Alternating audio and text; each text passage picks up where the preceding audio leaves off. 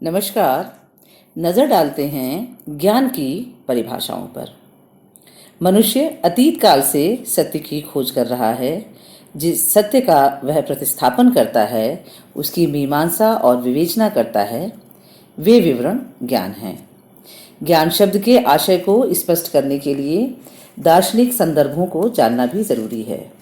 दार्शनिक विवेचनाएं इस बात का उल्लेख करती हैं कि वह जानकारी जो जीवन, जगत, आत्मा, परमात्मा, जीवन मूल्यों और जीवन के उद्देश्यों के विषय में है, वह जानकारी जो वास्तविकता के बारे में है, ज्ञान का क्षेत्र है।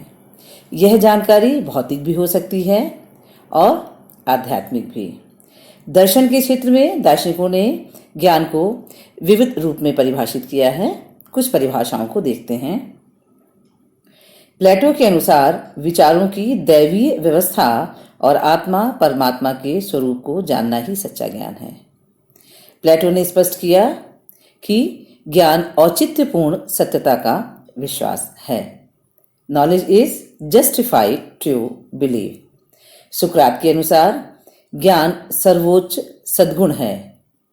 विलियम जेम्स के अनुसार ज्ञान व्यवहारिक प्राप्ति और सफलता का दूसरा नाम है। वेबस्टर के अनुसार ज्ञान वह है जो ज्ञात है और जो ज्ञात होने के बाद संचित रहता है, या वह जानकारी है जो वास्तविक अनुभव द्वारा प्राप्त होती है। प्रोफेसर रसल के अनुसार ज्ञान वह है जो मनुष्य के मन को प्रकाशित करती है। अर्थात हम कह सकते हैं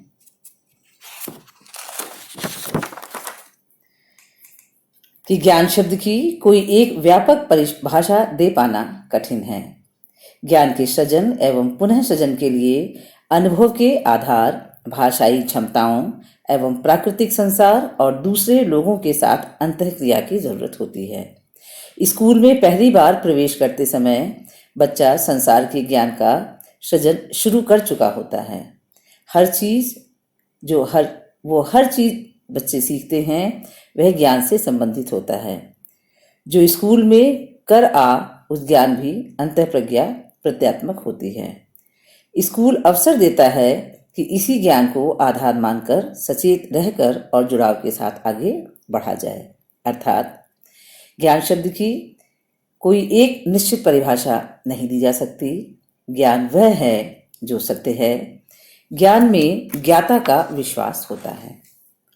ज्ञान के पास उस ज्ञान के सत्य होने का प्रमाण होता है।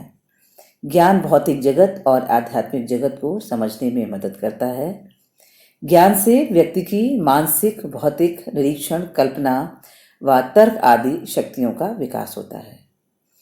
ज्ञान वस्तुतः सुनिश्चित एवं स्पष्ट होता है।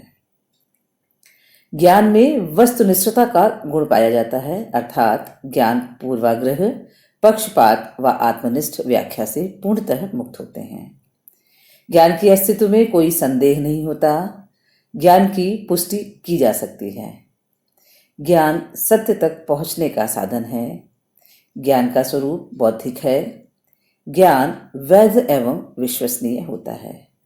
ज्ञान सार्वभौम है और ज्ञान पूर्व होता है, आंशिक नहीं। ज्ञान और ज्ञेय के पारस्परिक संबंध को ज्ञान माना जाता है। प्रत्येक ज्ञान में एक ज्ञाता तथा एक ज्ञेय होता है। जब ज्ञाता का अनुभव होता है, उसे भी ज्ञान कहते हैं। ज्ञान इंद्रियों तक ही सीमित नहीं होता, अपितु इंद्रियों से परे भी अनुभूतियां भी होती हैं, उसे भी ज्ञान कहा जाता है। Thank you.